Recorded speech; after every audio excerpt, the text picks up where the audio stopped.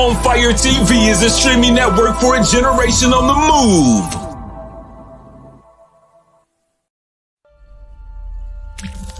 Visit ONFIRE-TV.com for live top stories, breaking news, and original shows.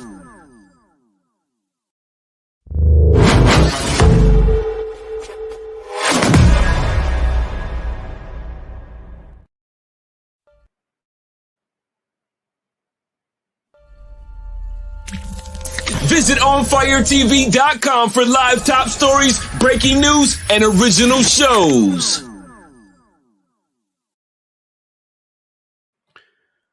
Welcome back. Your man Diamond K in here, of course, the Diamond K Show, OnFireBroadcasting.com, OnFire-TV.com. Today we're going to talk about past presidential assassinations and attempts. So there have been multiple instances in our nation's history where political violence has targeted U.S. presidents, former presidents, majority party presidential candidates. And today we're going to dive into that topic. And we've got to start with Andrew Jackson, President Andrew Jackson. So definitely not one of my favorite presidents. Definitely not somebody who I think was a good human being. But we're going to talk about this regardless. So January 30th, 1835, just outside of the Capitol building, a house painter named Richard Lawrence attempted to shoot President Andrew Jackson with two pistols. Now, ironically, both of these pistols misfired. So later, somebody tried the two pistols and they both worked fine. So there was some divine intervention here. It was not the day that President Andrew Jackson was supposed to go, evidently. So Lawrence was apprehended, but famously, President Andrew Jackson, beat him severely with a cane. All right, so he was about that life, I guess. And so he survived this assassination attempt. But of course, many of you that know about President Andrew Jackson, definitely not a, what's the word? I mean, he was a despicable individual, a racist, amongst other things. But America has a history of, not necessarily running down the gamut of personality traits in individuals. So as we continue, Abraham Lincoln, the 16th president of the United States, Lincoln is actually the first president to be assassinated. You learned this, I'm sure. Shot by John Wilkes Booth. Now, this is after the Civil War. So you go through the whole Civil War, and Abraham Lincoln assassinated on April the 14th, 1865, as he and his wife, Mary Todd Lincoln, attended a comedy. They attended this special performance of comedy. And the presentation was called Our American Cousin. It was at Ford's Theater in Washington, D.C. So, ironically, the assassin was an actor. That's, beyond the pale. But it did allow him to get into the theater easily because he was an actor. And so the president is there with his wife.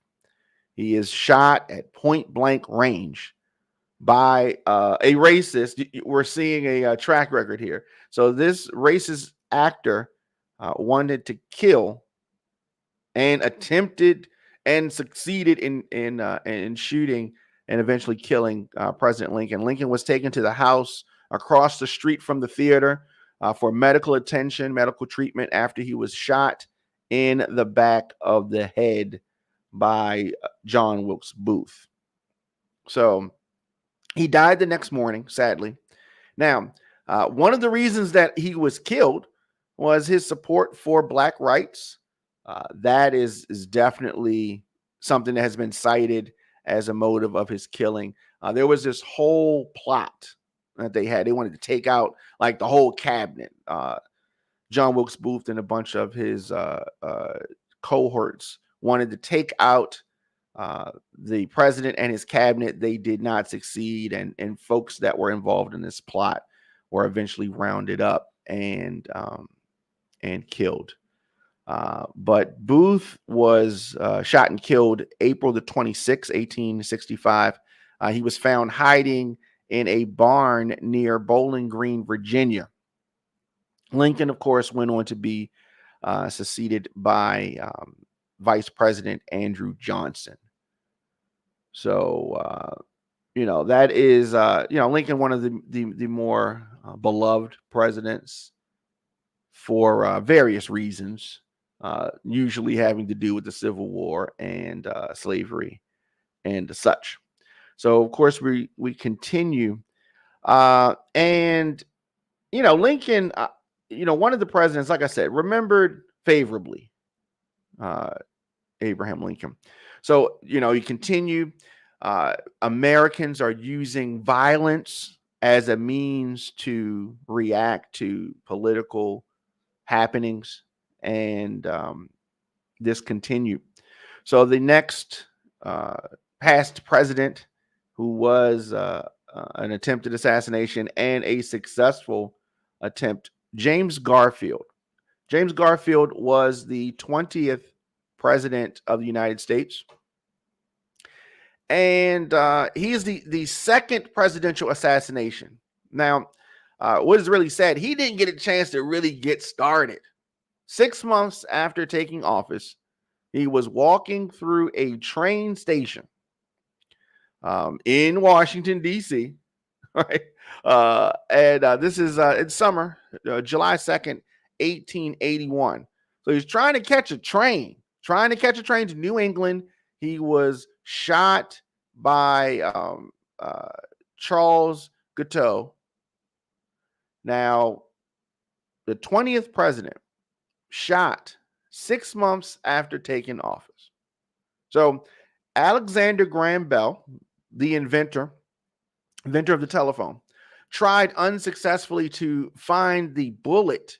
The bullet was lodged in Garfield's chest, and he tried to find this bullet using a device he did not design specifically for the president.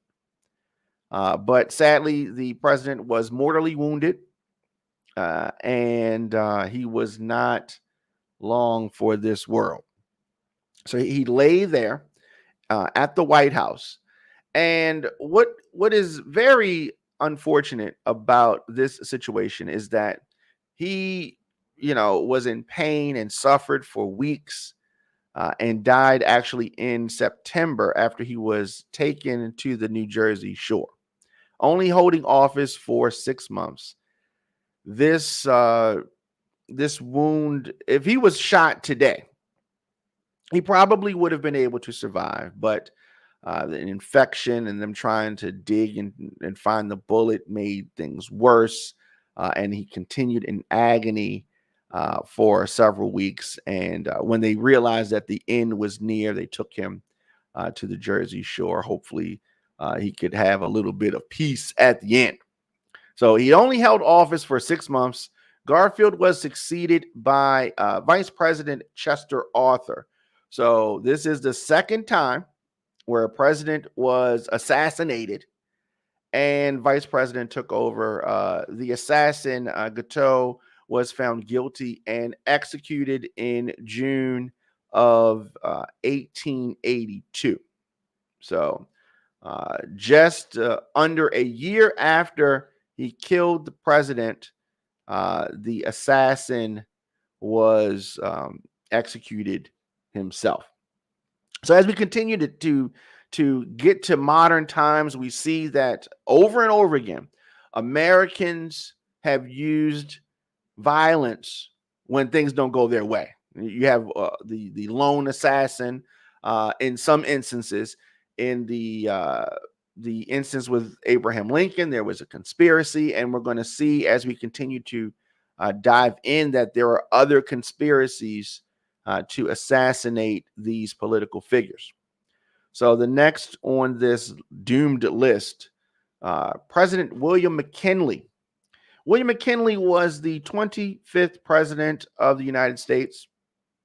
And, so back in the day, a lot of folks are surprised about this. Back in the day, you could walk up to the president. Like the president would just be walking amongst the people.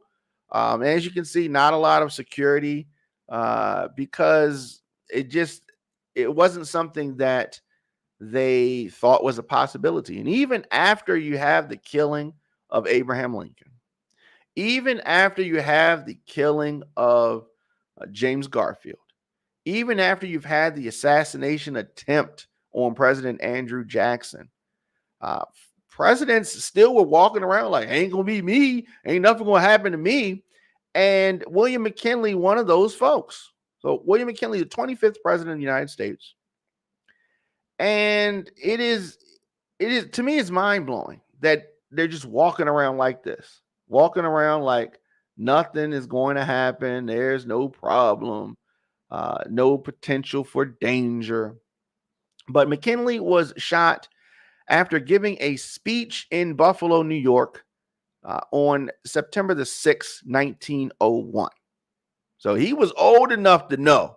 He had seen previous assassination attempts, but he felt that the people love me. I'm just going to walk around. He gave a speech. He was shaking hands with people passing through what they call the receiving line. So you know how you have a famous person and folks are walking up, shaking hands. Hey, how's it going? How's it going? And one of those folks, not a well-wisher. And while he's shaking hands through this receiving line, a man fired 2 shots into his chest at point blank range. He had his hand wrapped. The gun was wrapped in a like gauze bandage kind of thing, trying to conceal the weapon.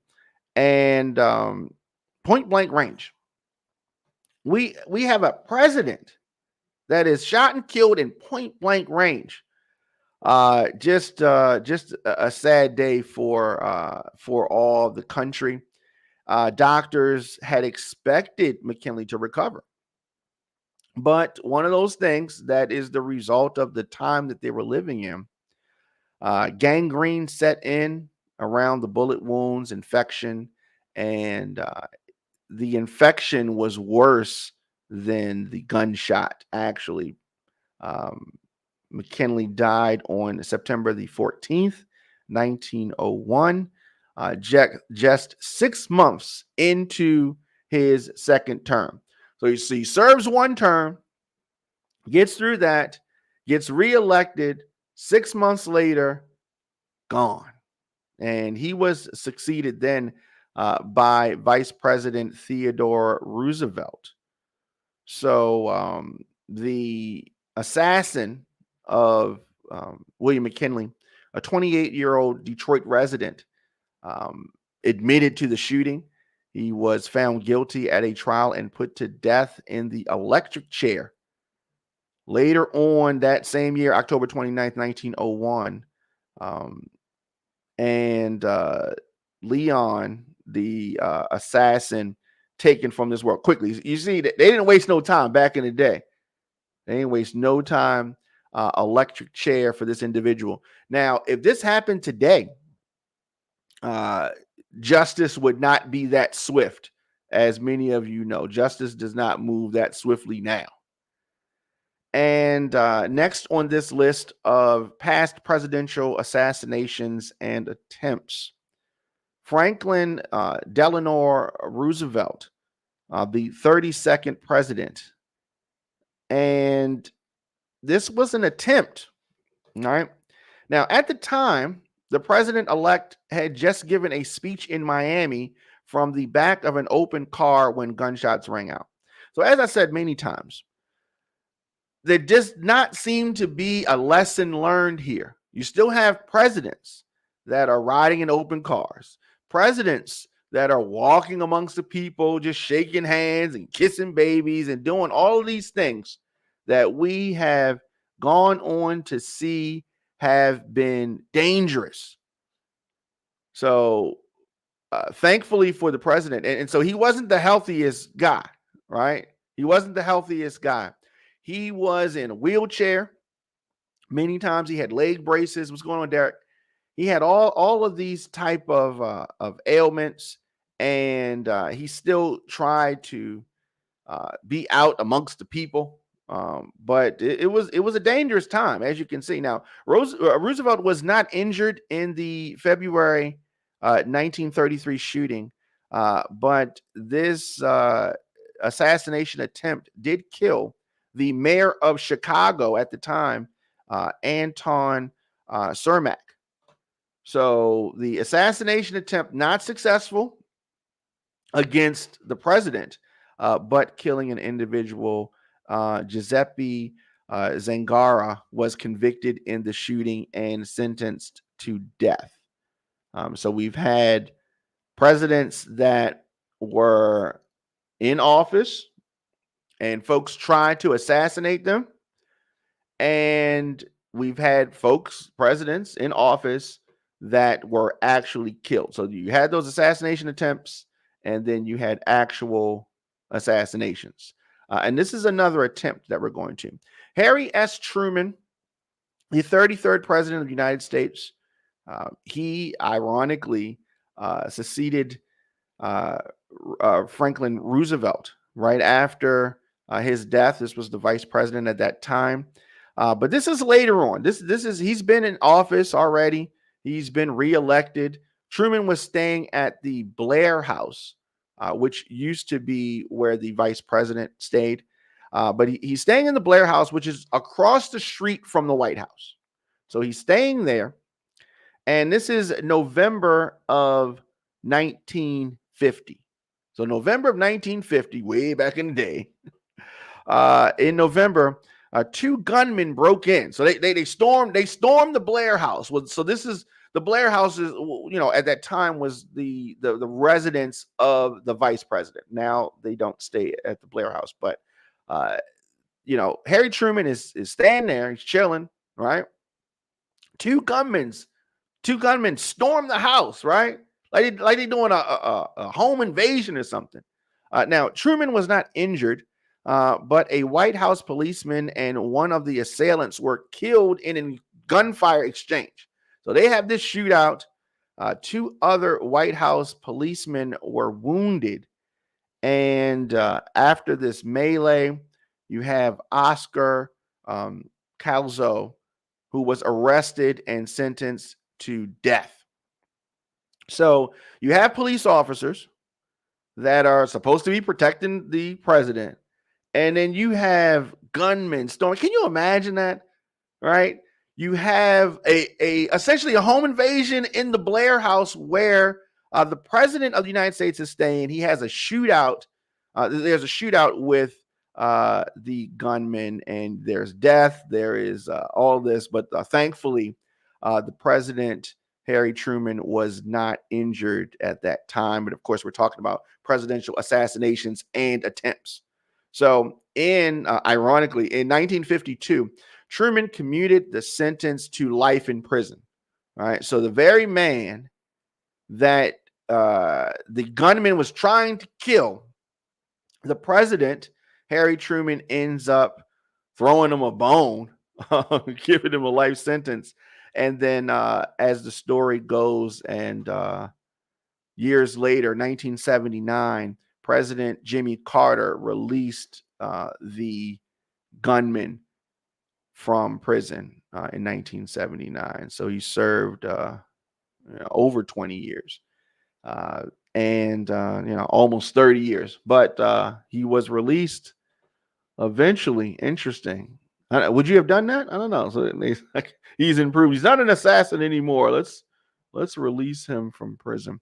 Of course, we're talking about past presidential assassinations and attempts.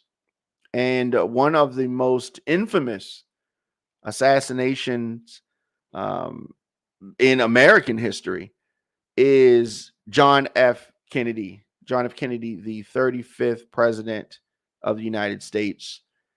And for folks that even if you were just casually paying attention in school, you heard about the assassination of John F. Kennedy. And so this was a guy, he was the first baby boomer. He was someone that there was a lot of promise and hope. Or maybe he wasn't the first baby boomer. But there was a lot of hope for him. So he's coming in a new generation. But John F. Kennedy fatally shot by a hidden assassin, armed assassin. He had a high-powered rifle. So at this point, there was death threats, clearly. There's a lot of Secret Service that's visible. John F. Kennedy did not want to go here to this place. It was not Dallas, Texas. It was not a very welcoming place for him. There was a lot of problems. Now, this was the state where the vice president, LBJ Lyndon Johnson, resided. And there's a re-election going on. He's campaigning. John F. Kennedy's campaigning. So this is a place he's got to go. Wife didn't want to go. Nobody wanted him to go. Right. So they're on alert. This is a dangerous place for somebody like Kennedy. There was political turmoil. There was always this undercurrent of the mob due to dealings of his father. Many say that the sins of the father passed on to the son. And so you had all of that going on. But they're electing. This is election time. He's campaigning. He needs to be seen. And so he visits Dallas, November of 1963. So his wife, First Lady Jacqueline Kennedy, is there. They're in the car.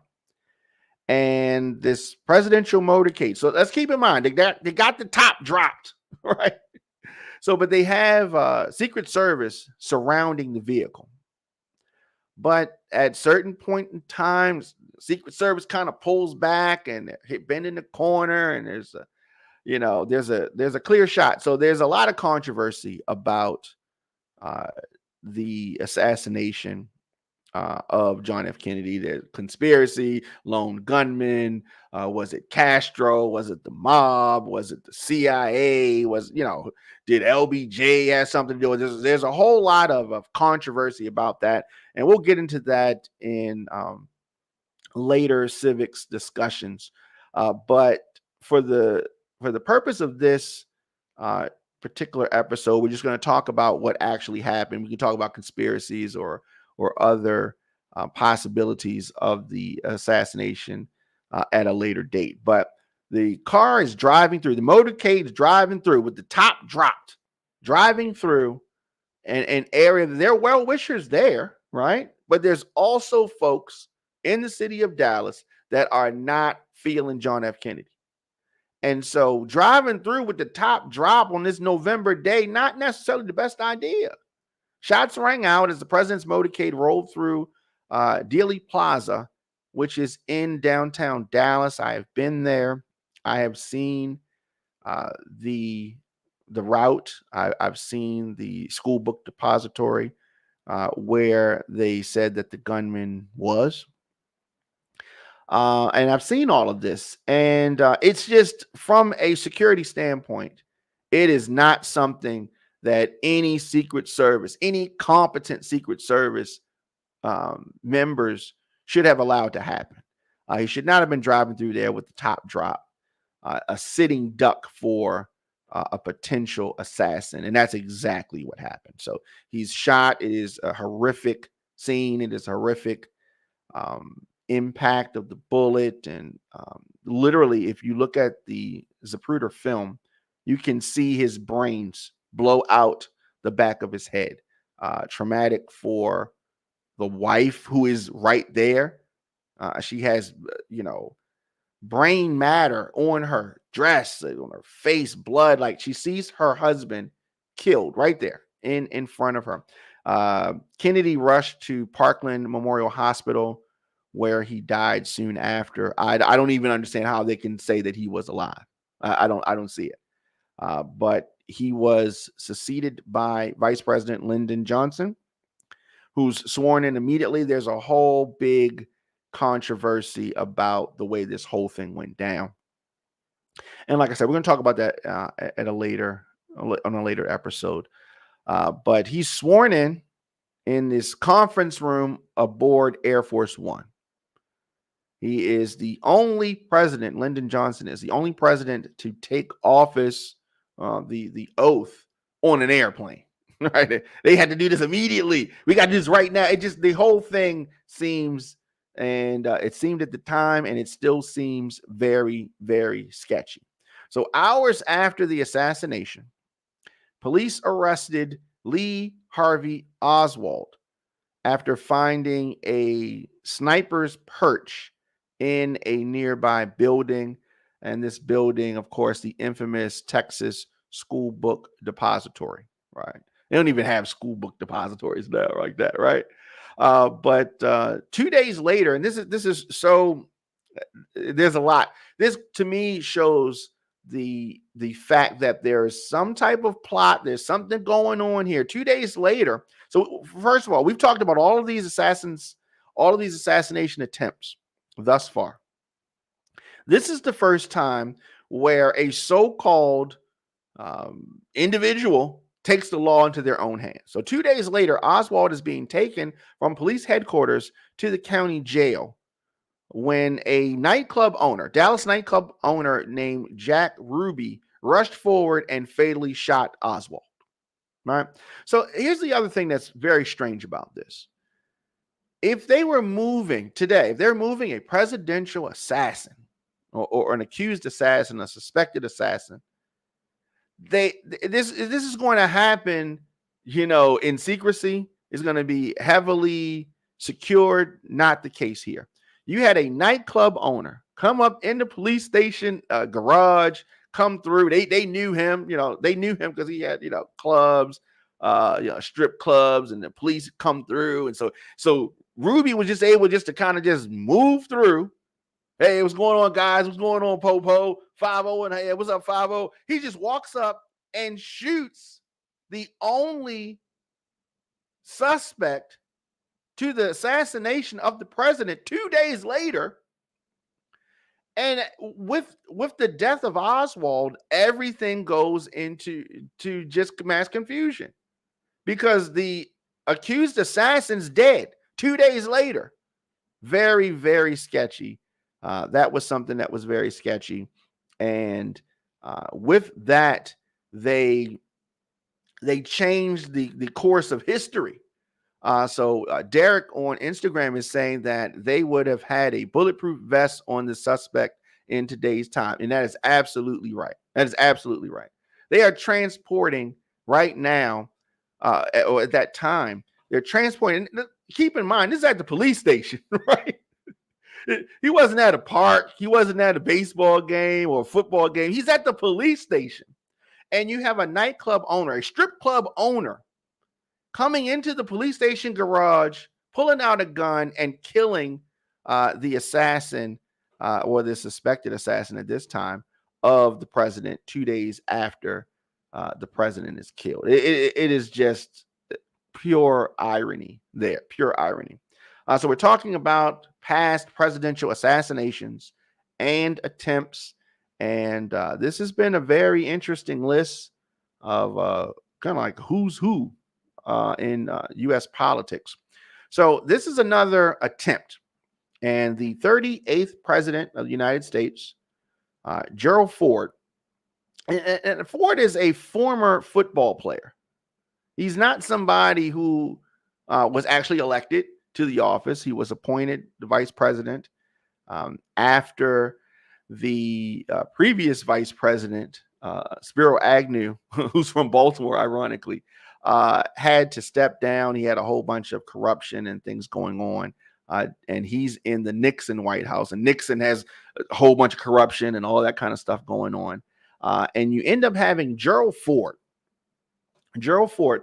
Now he did run for election eventually, but he ended up losing to Jimmy Carter. But Ford, ironically, faced 2 assassination attempts within weeks. 2 assassination attempts within weeks, and this is in 1975. Now, he was not hurt by either incident. Lucky for him, not hurt by either incident, but folks tried to take him out. They tried to take out the president, Gerald Ford, 38th president. And so the first attempt, Ford was on his way to a meeting with California's governor, as he's in Sacramento.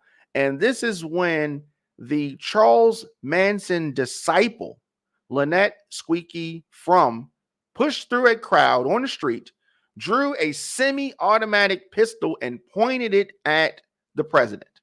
But the gun was not fired. So the President Ford was not injured in that instance. Frum was sentenced to prison, and she was released in 2009. So she got this time for just pointing this gun, and it was crazy. Once again, one of these instances, I just think that it's so strange that folks are just able just to run up on the president like that. I mean, I don't. It's of course, if you want to get somebody, you can get them, right? But don't make it easy for them. Goodness, don't make it easy. And but Ford, again, 17 days later, another woman, Sarah Jane Moore, confronted Ford outside of a hotel in San Francisco. Moore fired one shot and missed. A bystander grabbed her arm, and a second shot was attempted. She was pissed off. This lady was crazy. Moore sentenced to prison. She was released in 2007. So here's another thing that's ironic. The lady who didn't fire the shot or get the shot off, she ended up doing more time than the lady that actually fired the shot. But thankfully for Ford, lady couldn't shoot straight. And we're going to talk a little bit more about folks that can't shoot straight a little bit later on in this list. So the next person on the list, past presidential assassination attempts, is George W. Bush. George W. Bush, the 43rd president of the United States, was attending a rally. And so he is in the country of Georgia. He's in the country of Georgia. And this is in 2005. 2005. So, you know, most of you should remember that, 2005, right? And so he's there with the president of Georgia. And there is a hand grenade tossed at the president. Somebody in another country threw a hand grenade at George W. Bush. Now, the president is there, our president and the president of Georgia. And, you know, Mikhail Saakashvili. Now, so he's there. Both men were behind a bulletproof barrier when the grenade wrapped in a cloth landed about 100 feet away from them. Luckily for everyone, the grenade did not explode. No one was hurt. Vladimir Altruni was convicted and sentenced to life in prison. So that could have been a disaster. Now, many folks will admit that George W. Bush definitely did some crappy things. He stole the office, right? He did not win the election, but there was a Republican trickery there. And, you know, trickery is something that happens in politics all the time. But he survived this assassination attempt. Somebody throwing a hand grenade. Like, can you imagine?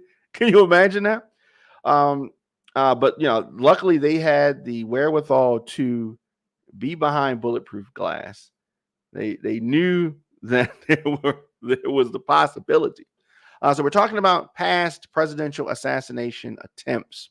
And we've talked about all of the presidents. These are all the presidents that have been assassinated or assassination attempts took place.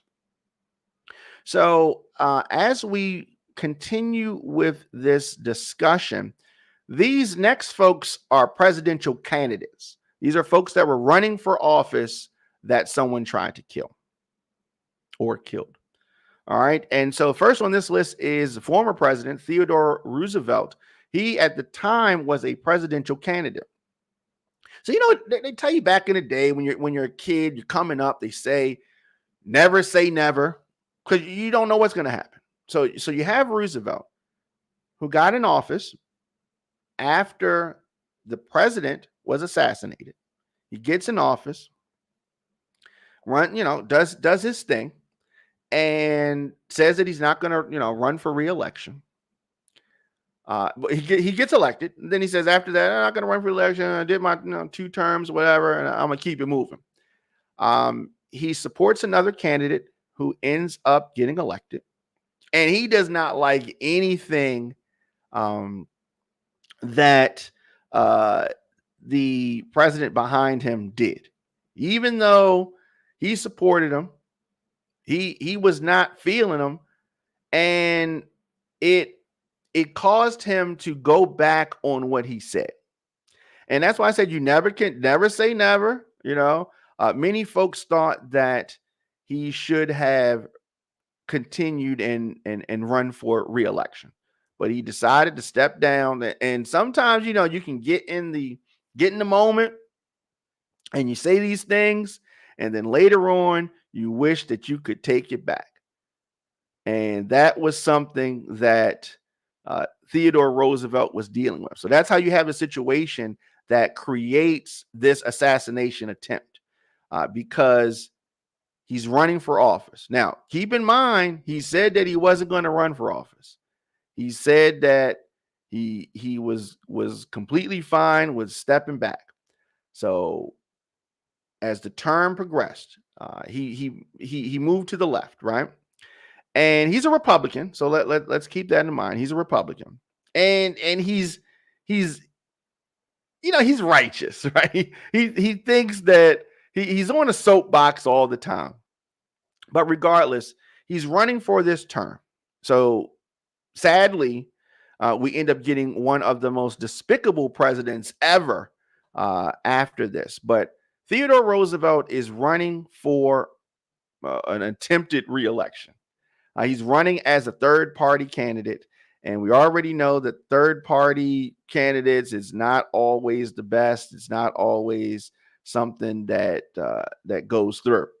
So he starts his own party called the Bull Moose Party. All right, he was a progressive, and so you have that. So we're trying to set the stage here. So it's ironic, but it's classic Theodore Roosevelt, right? But let's also keep in mind Theodore Roosevelt was also a racist.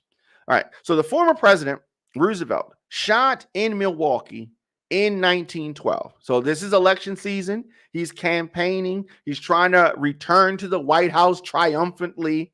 But Roosevelt, it was not to be. So he had served 2 terms as president and is running again as a third-party candidate. So he has some folded papers and metal, eyeglass case in his pocket. They don't even make them like that anymore. Most of the eyeglass cases now is kind of like a hard plastic. So he has his eyeglass case in his pocket. He has folded papers of his speech in the breast pocket.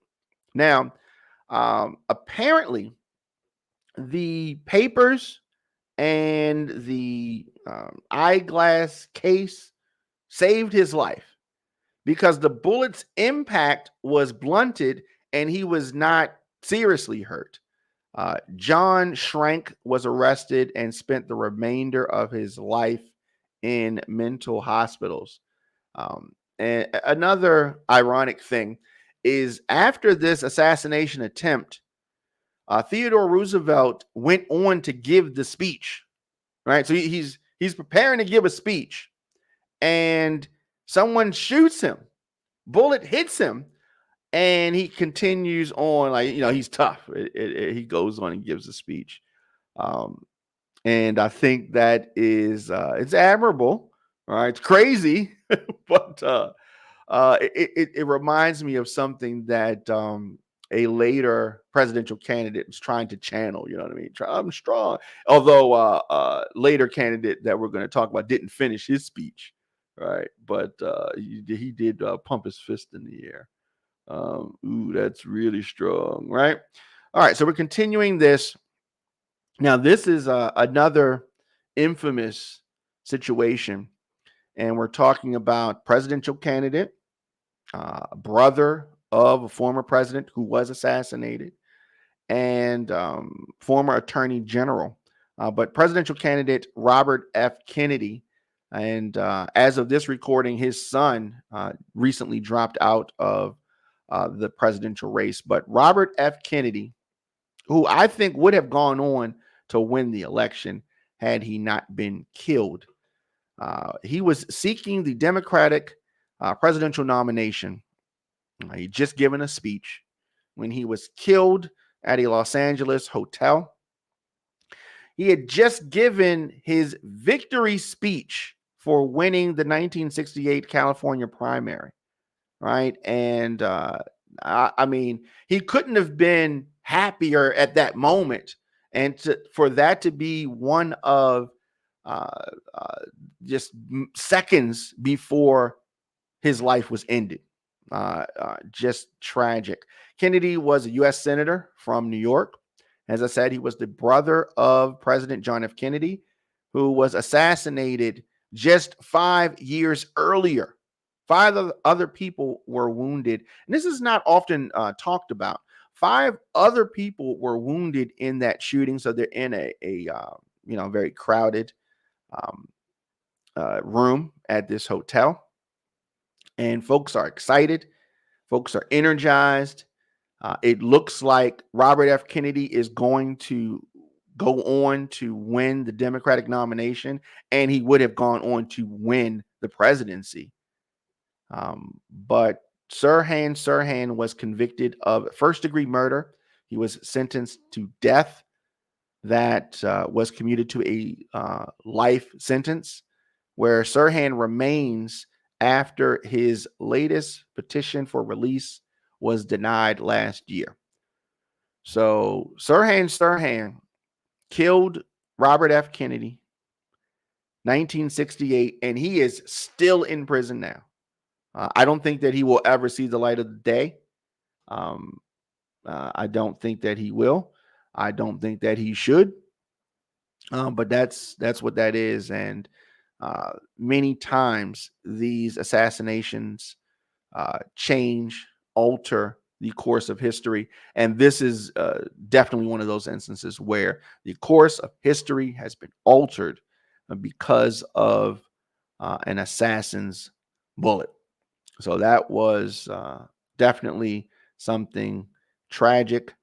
And as I said, other folks injured, and it was very, very deflating for America.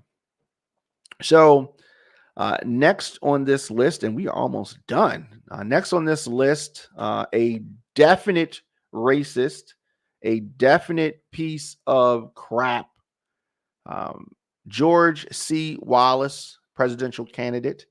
Wallace was seeking the Democratic presidential nomination when he was shot during a campaign stop in Maryland in 1972. So many folks may be surprised to know this, but this should be no surprise. The Democratic Party and the Republican Party often shift in how they do business. Now, at this time, the Democrats, they were usually called the Southern Democrats, and this was not the Democratic Party of today. The the platform of the Democratic Party was a lot different. Now, let's keep in mind, you had racists in both parties, Democrats and Republicans. But this guy was a particularly disgusting individual. So he has his campaign stop in Maryland, 1972. This incident left him paralyzed from the waist down. And like I said, he was not a nice person. He was the governor of Alabama. He was infamous for his segregationist views. He later renounced it, but he didn't really believe it. He was doing that as an attempt to try to pick up some mainstream votes, try to be more appealing. Arthur Bremer was convicted in the shooting and sentenced to prison. He was released in 2007. But George Wallace went on to live his life. And as I said, he was a very, very despicable individual. Now, under no circumstances am I ever condoning the violence. I'm never condoning any of that. But this former governor, definitely remembered as a racist individual. He tried to run as a populist, right? He tried to run as somebody. Excuse me. He tried to run as somebody that is quote unquote for the people, but he definitely was not somebody. I just it's funny because I've had conversations with folks about him, and they'll try to say he was not a racist, but he absolutely instantly, if you look at his record, he was a racist, completely. So I definitely don't think that anyone should be assassinated.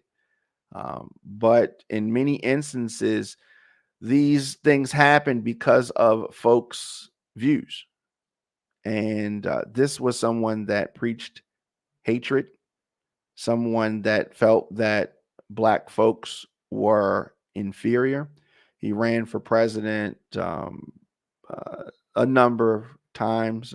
But, when you look back at somebody like this, he did come close to becoming president. I mean, he was a Democrat, right?